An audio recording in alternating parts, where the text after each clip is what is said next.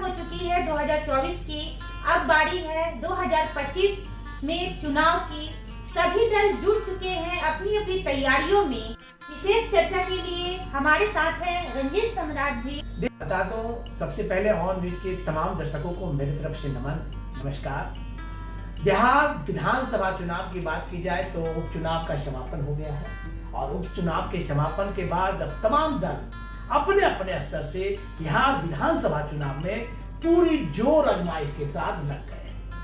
Scenario ये है कि बिहार में सबसे बड़ी पार्टी बीजेपी है और बीजेपी चाहती है कि हम सभी सीटों पर यानी 243 सीटों में सबसे अधिक सीटों पर चुनाव लड़ें और जेडीयू चाहती है कि हम अभी बजट की बात की जाए तो जेडीयू 44 सीट पर अभी उनका वर्तमान विधायक है, लेकिन बीजेपी चाहती है कि मैं अधिक सीट पर चुनाव लड़ूं और जेडीयू चाहता है कम से कम 50% यानी 120 सीट पर मैं चुनाव लड़ूं। लेकिन बीजेपी इस बात को बचा नहीं पा रही है, बढ़िया से कह नहीं पा रही है, क्योंकि उनके साथ उनके सहयोगी दल है। सहयोगी दल में चिराग पासवान की जो पार्टी है वो है, उपेंद्र कुशवाहा की पार्टी है, हम जीतन राम मांझी जी की पार्टी है। तमाम दल अधिक से अधिक सीटें मांग रही है और कई छोटे छोटे दलों को बीजेपी अपने बचला करके उन्हें अधिक से अधिक यानी पैचअप करना चाह रही है कि सबको हम टिकट देंगे। और इसी संदर्भ में जेडीयू जो है उन तमाम लोगों 43 पर नहीं मान रहे हैं। उनका कहना है कम से कम 120 सीट पर हम चुनाव लड़ेंगे। तो कहीं न कहीं बीजेपी एक अंदर खाने की बात की जाए तो बीजेपी एक बहुत बड़ी गोटी खेल रही है और वो गोटी है आप सबकी आवाज, आरसीपी। अंदर खाने बीजेपी का अंदर खाने बहुत बड़ा गरम मसाला आरसीपी सिंह है, जो कुर्मी संवर्ग, कोयरी कुर्मी धानुक संवर्ग के लोगों को एकजुट करेंगे और नीतीश कुमार के वोट बैंक में से नुमाई करेंगे। सबसे बात अंकिता जी मैं ये बता दूं कि बीजेपी अंदर खाने बहुत बड़ा राजनीति और गुल खिलाने जा रही है नीतीश कुमार के वोट बैंक में। पिछले बार चिराग पासवान जिस तरह से नीतीश कुमार को धराशायी किया था, परास्त किया था, अगर नीतीश कुमार बीजेपी के बात नहीं मानते हैं तो वो 43 से 13 सीटों पर सिकुड़ सकते हैं। अंदर खाने हमारे ऑन न्यूज बिहार के जो एडिटर इन चीफ है उनका भी कहना है स्पष्ट तौर पर कि जेडीयू बहुत बड़ा नुकसान होने जा रहा है बिहार विधानसभा चुनाव में, क्योंकि एक तीर से 3 निशान लगाने जा रही है बीजेपी अंदर खाने। ऊपर दिखावे को सबसे बड़ा बात है बिहार में उनका मुख्यमंत्री का कोई चेहरा नहीं है। नीतीश कुमार को बहुत बड़ा डैमेज का सामना करना पड़ेगा और एक और बड़ा नेता नीतीश कुमार को डैमेज करने के लिए आ रहे हैं नागमणि जी के, जो नागमणि जो बड़े नेता थे कुर्मी संवर्ग के, वो उनके एक पक्षधर हैं निशिकांत सिन्हा, जो लगातार अपने इलाकों में हाल में ही नवादा में अरवल में 14 तारीख को अरवल में उनका जनसभा है और कुर्मी कोई कुशवाहा संवर्ग के लोगों को एकजुट कर रहे हैं। तो कहीं न कहीं नीतीश कुमार को बहुत बड़ा डैमेज करना पड़ेगा, डैमेज होना पड़ेगा। इन तमाम बात को जैसा लग रहा है। अब मैं आपको ले चलता हूं राष्ट्रीय जनता दल। राष्ट्रीय जनता दल सबसे बड़ी पार्टी है महागठबंधन और उनके सहयोगी पार्टी कांग्रेस, अखिलेश प्रसाद सिंह जो सो-कॉल्ड लालू यादव के शिष्य हैं और लालू यादव जो कहते हैं वो ही करते हैं। मुंह ठोकवा भी कह सकते हैं, क्योंकि अखिलेश सिंह को मुंह ठोकवा भी कह सकते हैं। मुंह ठोकवा अध्यक्ष है, प्रदेश मुंह ठोकवा प्रदेश अध्यक्ष। लालू जी ही यहाँ कांग्रेस चला रहे हैं, यानी उनका भी ग्रुप है। तो लालू के और कांग्रेस के उनके साथ भाकपा माले तमाम जो वाम दल के नेता हैं वो सब जुटे हुए हैं।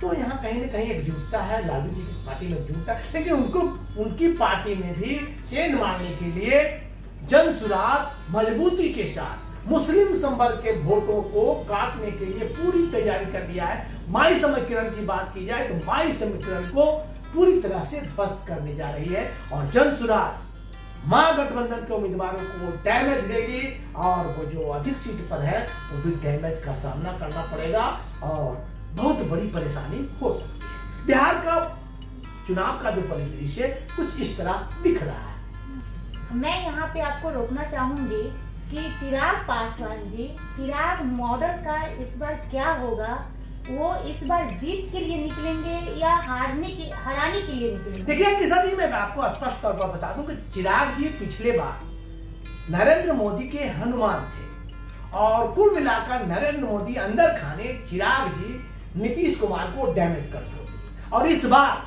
चिराग जी इस एनडीए के पार्ट है, एनडीए गठबंधन में है, तो इस बार वो नीतीश कुमार के समक्ष नहीं, पर्दे के अंदर रहकर खेल तो जरूर करें। लेकिन मैं आपको रोकना चाहूंगा, आप जो आपने रोकने के बात कही, तो इसका जवाब ये है कि चिराग का मॉडल इस बार आरसीपी सिंह अपनाएंगे। आरसीपी सिंह जो आशा पार्टी है, आप सबकी आवाज है, वो आवाज बुलंद करेंगे और नीतीश कुमार को यही चिराग मॉडल बनकर आशा पार्टी एक नया घोल खिलाने जा रही है। अंकिता रंजीत जी, आप ये बताइए प्रशांत किशोर जी का इस इलेक्शन में क्या मॉडल होगा?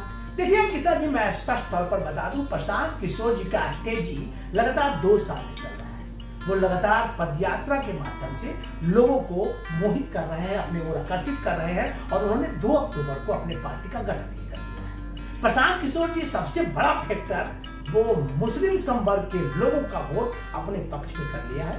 पिछले बार विधानसभा की बात की जाए किशन जी, तो पिछले बार विधानसभा में ओवैसी, किशनगंज, तमाम इलाकों में, उस जो गंगा पार के जो इलाका है उन तमाम इलाकों में मुस्लिम संवर्ग के वोटों को प्रभावित कर दिया, जिससे महागठबंधन को काफी परेशानियों का सामना करना पड़ा। वो सरकार बनाने से बच गए।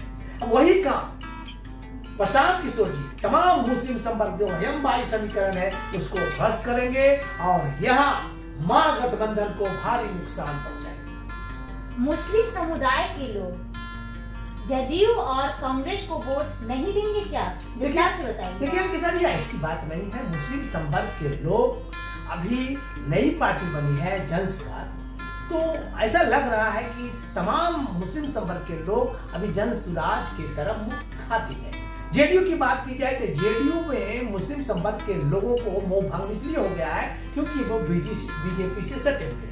भारतीय जनता पार्टी से मुस्लिम संवर्ग के लोगों को सीधा लगाव नहीं है, दूर दूर तक लगाव नहीं है। केवल खाना पूरी के तौर पर इक्के दुक्के मुस्लिम संवर्ग के बड़े नेता लाभ उठाने के लिए उनके साथ है। बीजेपी की बात की जाए तो बीजेपी के भी कोई बड़े नेता मुस्लिम संवर्ग के नेताओं को उतना तवज्जो नहीं दे रहे, और यही कारण है कि जेडीयू से मुस्लिम संवर्ग के लोगों का मोह भंग हो गया।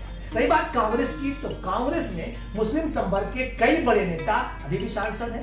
आप किशनगंज से ले लीजिए, आप कटिहार से तारिक अनवर को ले लीजिए, जावेद को ले लीजिए, तो कई लोग अभी भी कांग्रेस में मुस्लिम संवर्ग के लोग हैं। लोगों का कहना है कि जन सुराज के जो प्रशांत किशोर जी हैं, ये ओवैसी के दूसरा रूप है, इसलिए मुस्लिम संवर्ग के लोग इनके झांसे में नहीं आए, कांग्रेस के लोगों का कहना है।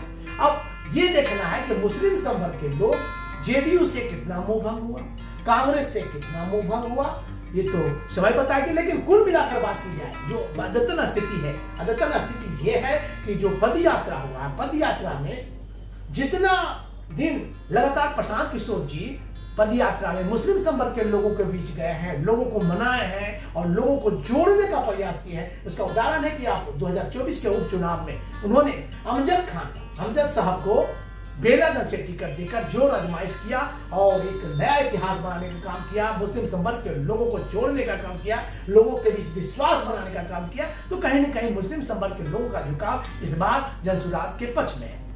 कांग्रेस की बात की जाए सर, कांग्रेस की बात की जाए तो कांग्रेस एक ऐसी पार्टी है, पुरानी पार्टी है, जो देश के प्रति सर्वोच्च भावी समर्पित होकर सभी संवर्ग के लोगों को जोड़कर पहले चल रही थी, लेकिन अब सीमित हो गया है। बिहार की बात की जाए तो बिहार में कांग्रेस सीमित संसाधन, सीमित लोगों के बीच सिमट कर रह गया है। कुछ संवर्ग के लोग हैं, कुछ मुस्लिम संवर्ग के लोग हैं, कुछ हल्का फुल्का पिछड़ा के संवर्ग, इक्के दुक्के नेता है, जिन्हें टिकट मिलता है या जीत रहे हैं वो ही जुड़े हुए हैं। बाकी जमीन पर धरातल की बात की जाए तो धरातल पर ग्राउंड जीरो पे स्थिति अच्छी नहीं है। तो कुल मिलाकर बात की जाए तो मुस्लिम संवर्ग का झुकाव प्रशांत किशोर के साथ है और प्रशांत किशोर एक नया आयाम स्थापित करने में आगे आ सकते हैं। बिहार में गुजरात से एक युवा नेता निशिकांत सिन्हा जी आए हैं और वो पार्टी लॉन्च करने जा रहे हैं। उनका क्या रूप होगा और वो किस गठबंधन में जा सकते हैं। देखिए किसान जी, मैं निशिकांत सिन्हा जी के बारे में बता दूं। निशिकांत सिन्हा जी बिहार के रहने वाले हैं। गुजरात में लंबे अरसे से व्यवसाय करते थे, खास करके शिक्षा के प्रति सर्वोच्च भाव में समर्पित होकर शिक्षा के अलग जला रहे थे और तमाम युवाओं को शिक्षा के माध्यम से रोजगार मुहैया कराने की ही बातें करते हैं। निशिकांत सिन्हा के बारे में मैं बता दूं कि वो जगदेव बाबू के फॉलोअर हैं। जगदेव बाबू जिस तरह से शोषितों और पिछड़ों, अति पिछड़ों की आवाज बुलंद करते थे, ठीक उन्हीं के पैटर्न पर, उन्हीं के नक्शे कदम पर चलकर बिहार में एक नया आयाम स्थापित करने के लिए पार्टी लॉन्च करने की तैयारी में जुट गए।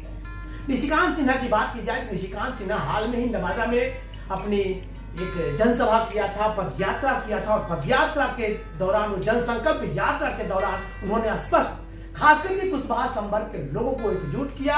तकरीबन 20,000 लोगों के बीच उन्होंने ये ऐलान किया कि हम पार्टी बनाने जा रहे हैं। 14 नवंबर को उनकी पार्टी का, उनके संगठन का अर्बन में कार्यक्रम है और वो स्पष्ट तौर पर कह रहे हैं कि मैं बिहार में एक नया खेल करने जा रहा हूं। और खेल क्या होगा, क्योंकि लंबे अरसे से जिस तरह से राष्ट्रीय जनता दल और 18 साल नीतीश कुमार लोगों को ठगने का काम किया है, जैसा कि निशिकांत सिन्हा जी का कहना है। जब निशिकांत सिन्हा जी से हमारी बातचीत हुई, उन्होंने स्पष्ट तौर पर कहा यहाँ के युवाओं के साथ, बेरोजगारों के साथ केवल ठगी हुई है। जो रोजगार मुहैया करानी जानी चाहिए वो नहीं हुआ है। स्किल डेवलपमेंट के नाम पर बीजेपी और जेडीयू धोखाधड़ी कर रही है, जैसा कि युवाओं को प्रेरित करने के लिए लगातार जनसंवाद कर रहे हैं। निशिकांत सिन्हा, आपने कहा कि निशिकांत सिन्हा किस पार्टी की ओर मुखातिब हो सकते हैं। निशिकांत सिन्हा सबसे पहले अपने कुशवाहा संवर्ग के लोगों को आगे कर पिछड़ा, अति पिछड़ा और महादलित को एकजुट करने की पूरी तैयारी गांव-गांव, गली-गली, पंचायत में जाना शुरू कर दिया है और लगता है कि फरवरी में वो अपनी पार्टी लॉन्च कर देंगे और पूरी तैयारी के साथ बिहार में सभी सीटों पर उम्मीदवार देंगे, जैसा कि उन्होंने कहा। मैं आपको ये भी बता दूं कि जिस तरह से जन स्वराज के प्रशांत किशोर जी लगातार 243 सीटों पर उम्मीदवार देंगे, सभी संपर्क के लोगों को देंगे। जाति पाति की बात नहीं की जा रही है। अब देखना यह कि 2025 का जो ये चल रहा है, गेम प्लान चल रहा है, इस गेम प्लान में जन स्वराज क्या खेल खेलती है, नीतीश जी क्या करते हैं, चिराग जी क्या करते हैं, हम क्या करता है, बीजेपी का क्या रुख होता है। खासकर निशिकांत सिन्हा की बात मैं बता दूं कि निशिकांत सिन्हा गुजरात से आए हैं, मोदी के पहले फॉलोवर थे और कहीं ना कहीं बीजेपी बैकग्राउंड से, अंदर खाने से बीजेपी नीतीश को डैमेज कंट्रोल करने के लिए यहाँ निशिकांत सिन्हा को भेजा है। एक तरफ आरसीपी सिंह, आशा पार्टी जो है, आप सबकी आवाज की जो पार्टी है, उस पार्टी वे पूर्वी संवर्ग के लोग वोट काटेंगे। दूसरा कुशवाहा संवर्ग के जो पुराने नेता थे, सम्राट चौधरी या उपेंद्र कुशवाहा, इन तमाम लोग बुजुर्ग हो चुके हैं, इन तमाम लोगों की बात अब जनता नकार रही है। इसलिए युवा नेता को लाकर, निशिकांत सिन्हा जैसे युवा नेता को लाकर, जो युवाओं को रोजगार मुहैया कराया है, बिहार के बेरोजगार युवकों को नौकरी दिया है, चाहे वो मेडिकल के क्षेत्र में हो, चाहे शिक्षा के क्षेत्र में हो, तमाम क्षेत्रों में निशिकांत सिन्हा का एक अहम योगदान रहा है। इसलिए तमाम युवाओं को एकजुट कर एक नई पार्टी बनाएंगे और इसमें भी नीतीश कुमार को सबसे बड़ा डैमेज कंट्रोल निशिकांत सिन्हा देंगे। और रही बात गठबंधन के बाद, जब चुनाव होगी तो कौन कहां जाएगा ये तो समय बताएगा, लेकिन फील्ड पर कहीं न कहीं मुख्यमंत्री नीतीश कुमार को डैमेज कंट्रोल जरूर देंगे। बिहार की राजनीतिक दशा और दिशा पर विशेष परिचर्चा आपने सुना। हमेशा आपको अपडेट करती रहूंगी। देखते रहिए ऑन न्यूज बिहार। नमस्कार।